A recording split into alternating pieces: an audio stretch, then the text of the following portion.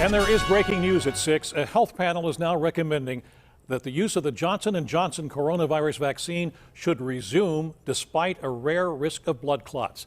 But the panel also says there should be a warning attached to the emergency use authorization. Dr. Maria Simbra explores what concerns advisors weighed before making this decision.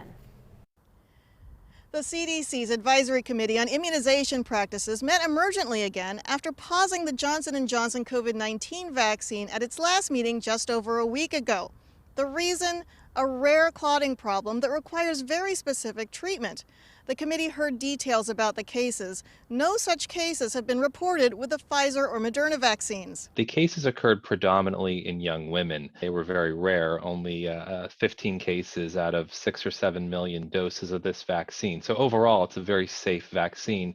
During the public comment period, people brought up worries about not having a choice of vaccines and expressed hesitation at the newness of the shots. Johnson & Johnson agreed to a warning label about the potentially fatal cases. 3 of the 15 cases died. The CDC used computer models to predict 26 serious clots for every 10 million vaccinated people, but up to 3,500 fewer ICU hospitalizations and 1,400 fewer deaths. Look, 500,000 Americans have died, 3 million people have died worldwide.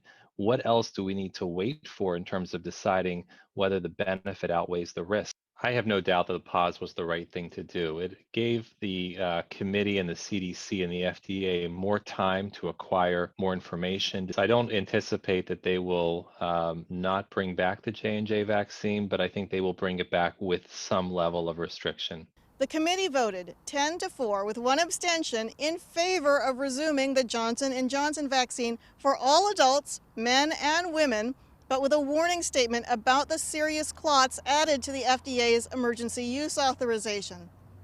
The CDC now has to sign off on these recommendations. It doesn't have to follow the advice of its advisory panel, but it usually does. I'm Dr. Maria Simbra, KDKA News.